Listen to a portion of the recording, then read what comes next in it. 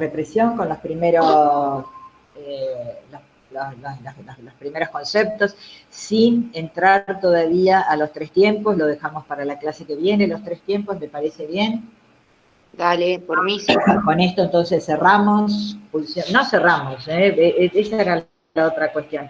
El tema es que son textos que abren conceptos y abren cuestiones clínicas, y es muy difícil. El mismo concepto de pulsión es un concepto que vieron el dibujo, el dibujo este que hace Lacan en la clase que estuvimos viendo, es un dibujo de cierta apertura, digamos, no llega, es una flecha que se va a encontrar y en su meta, en su goal, en su meta, se va a encontrar con, en ese retorno, con un espacio de abierto, de agujero, de apertura, no va a alcanzar, no va a apresar el objeto, ¿no? En su recorrido se va a encontrar que no hay objeto, se va a encontrar con la no identidad del objeto, con la no, digamos, se va a encontrar con objetos, y que va a plantear que ninguno de ellos es el objeto adecuado, el objeto necesario, ¿no?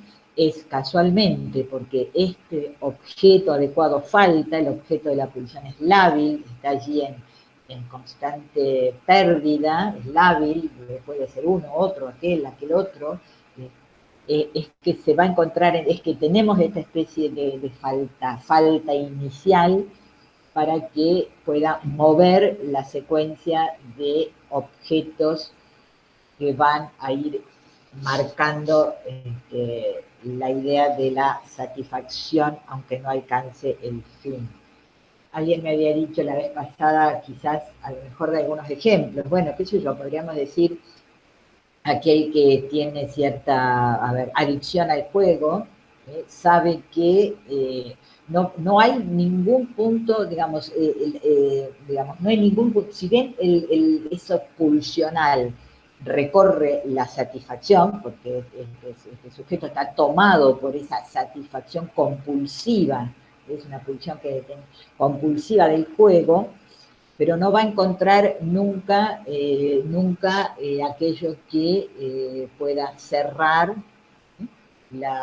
el movimiento pulsional. Siempre va a estar en un constante relanzamiento hacia algo más. Porque bueno, no es ganar 100 pesos, 1000, 1 millón, siempre hay algo más, ¿no? Y en eso y en otras situaciones también, donde cómo trabaja lo pulsional. Bueno, en ese sentido, lo de conceptos que tienen más una apertura hacia lo clínico que una idea de conceptos cerrados. La represión, va a decir Freud, es un concepto, es el pilar fundamental. Yo tengo aquí un texto que es muy interesante, que en algún momento se los puedo pasar, que se llama La represión y el inconsciente, que es de Daniel Gerber. Está en un libro que se llama La reflexión de los conceptos de Freud en la obra. No está en la bibliografía, pero bueno, como para que nos ayude a pensar algunas cosas, dice así: la represión y el sujeto dividido en Freud. Por supuesto, este es un texto donde lee Freud teniendo una lectura de Lacan, digamos, con un reordenamiento, una relectura o poner énfasis en aquellas cuestiones que aparecen en Freud en función de la lectura de Lacan. En 1914, en un texto de Freud, de Historia del Movimiento Psicoanalítico, Freud escribe: la doctrina de la represión, me llama la atención el término doctrina, ¿no? Porque Freud no es muy doctrinario, pero bueno, se ve que acá quiso poner mucho énfasis. La doctrina de la represión es ahora el pilar fundamental sobre el que descansa el edificio del psicoanálisis, su pieza más esencial. La historia del psicoanálisis comienza con el descubrimiento de las resistencias que impiden que la verdad que sostiene el síntoma sea dicha. O sea, el primer enlace que hace Freud es pensar la represión en función de lo que en la clínica él había llamado resistencias al descubrimiento de cierta verdad que no está en el sujeto, sino que está en el síntoma. Freud, si ustedes leen sus historiales clínicos, y bueno, en la práctica clínica nosotros la realizamos no preguntándole al sujeto, bueno, a ver, ¿por qué te pasa? Explícame por qué te pasa, sino desarmando el síntoma o haciendo asociaciones y despliegue asociativo. Esa es la asociación libre, ¿no?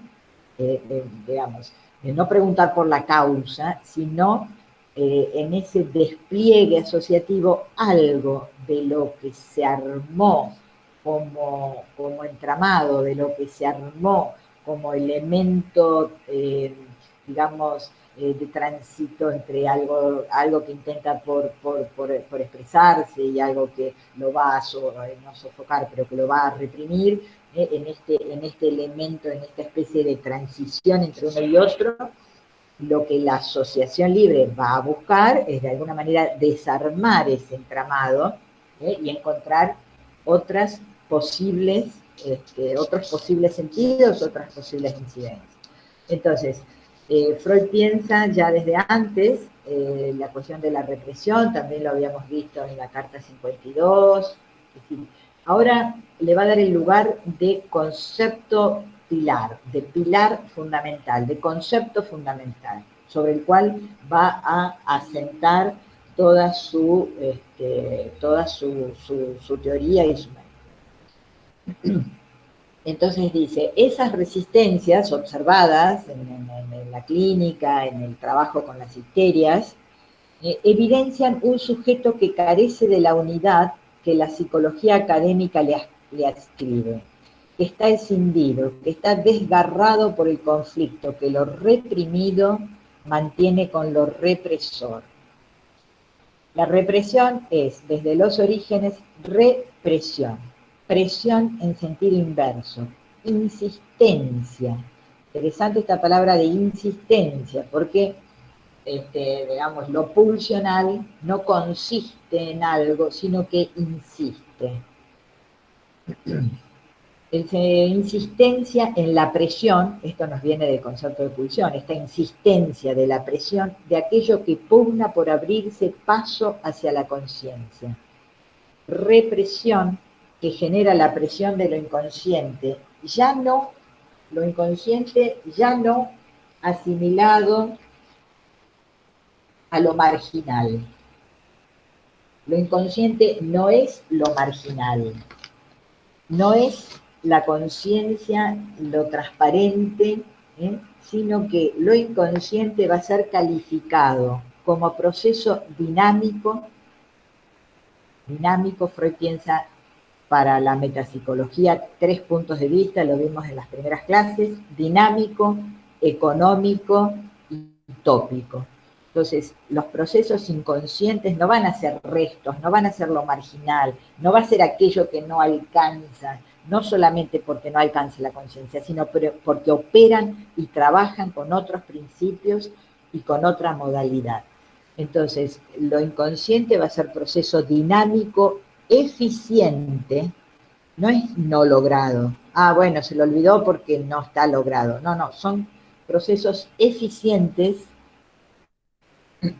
portador de algo que exige ser reconocido, con un apremio que se precipita en permanente irrupciones. ¿Cómo aparece lo inconsciente? ¿Cómo trabaja lo inconsciente?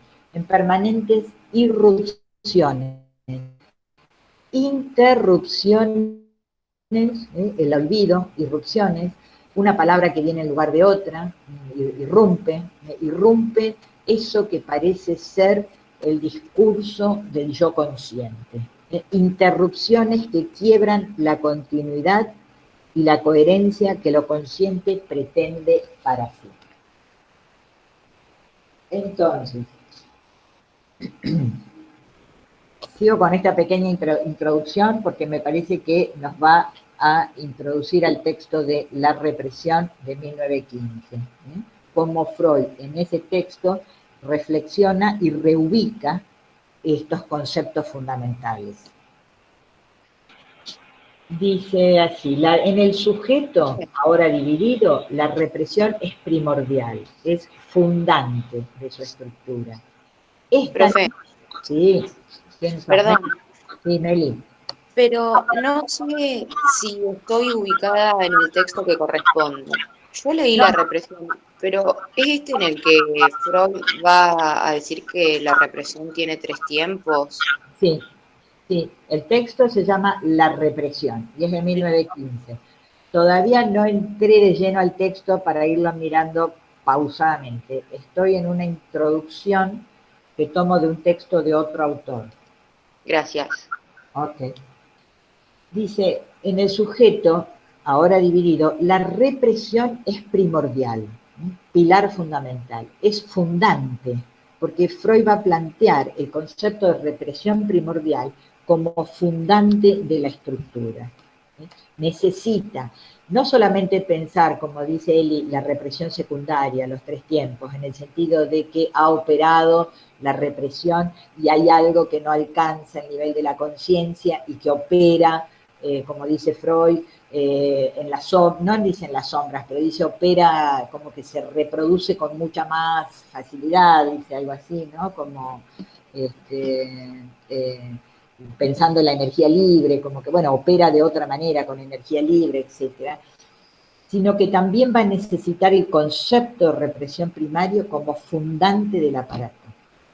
Por eso estoy leyendo esto, para poder pensar esta represión primaria, este lazo, este nudo entre el empuje pulsional y el representante, el campo del representante representativo, lo que va a representar a la pulsión en el campo de la representación, este nudo, este encuentro de dos elementos externos uno a otro, como un nudo fundante, como un momento fundante de la estructura. Y dice, a partir de ahora no se concebirá como un conjunto de instancias desarrolladas progresivamente a partir de una primitiva indiferenciación. No es que, digamos, a pesar de que Freud tiene a veces esta idea de partir de cierta cosa primaria o primitiva e irse diferenciando o complejizando, sino que, a pesar de los muchos pasajes en que Freud lo deja entrever, sino como este aparato se va a pensarse como el resultado de una represión inaugural. La represión primaria como inaugural y como fundante del aparato psíquico.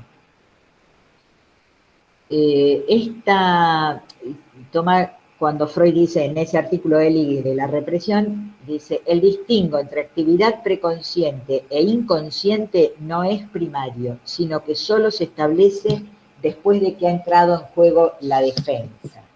Lo vamos a ver más detenidamente la próxima.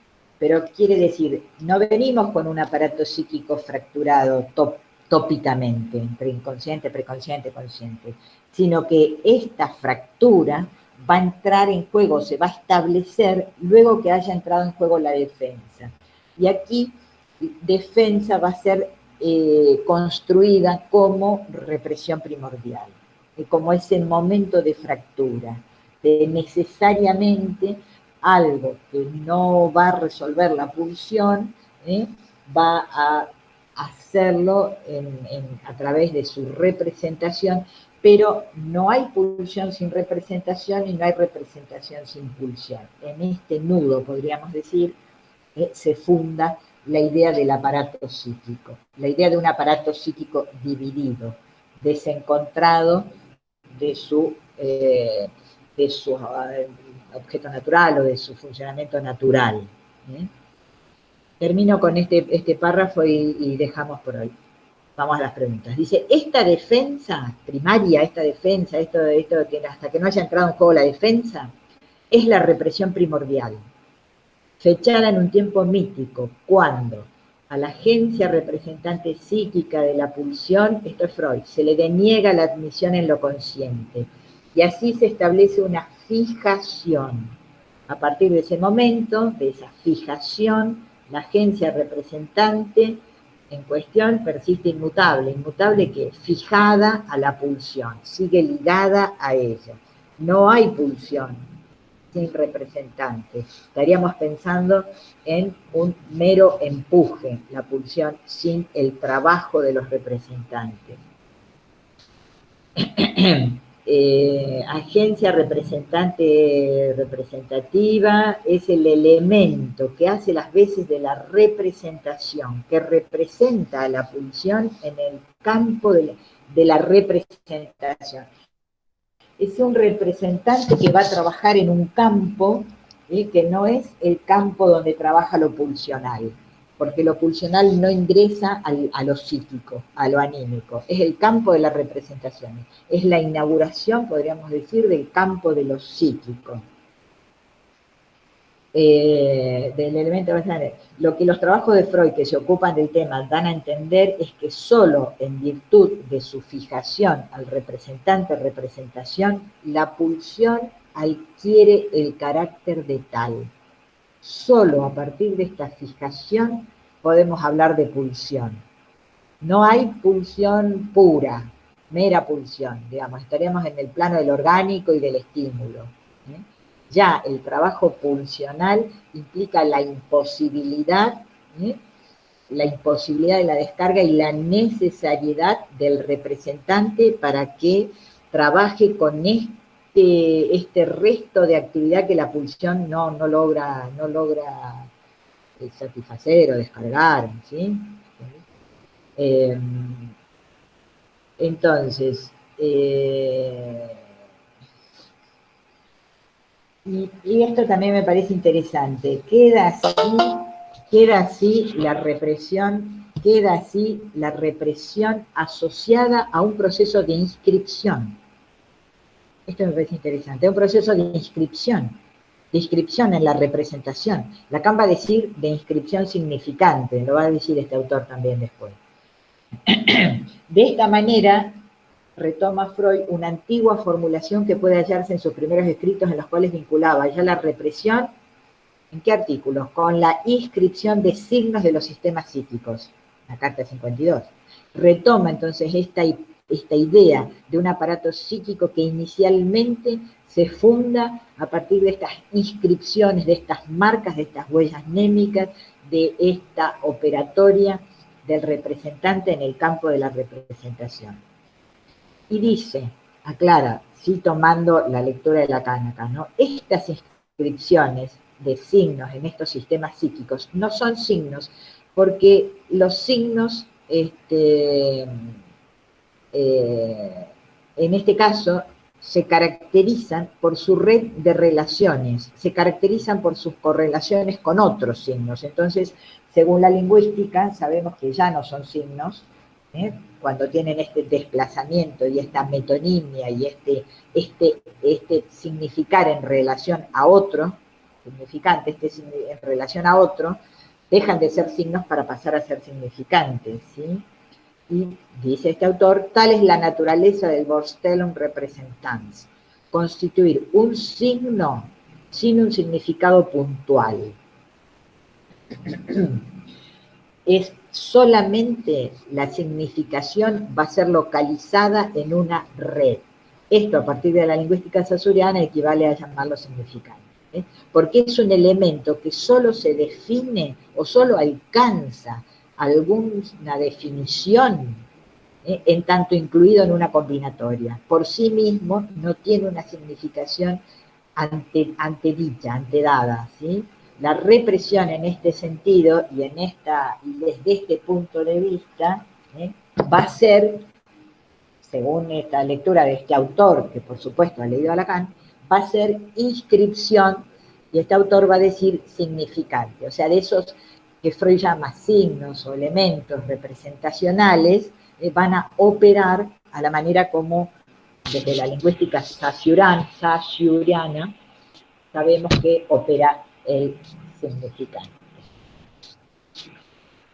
Bueno, yo le diría que dejemos por hoy, que la clase próxima, sí, vamos de lleno al texto de la represión, los tres tiempos, la represión, los tres tiempos, y si llegamos también, porque ustedes lo vieron en los prácticos, o sea que podemos ir un poco más rápido, las tres psiconeurosis. Eso para la próxima clase. Pasamos, si quieren, a las preguntas.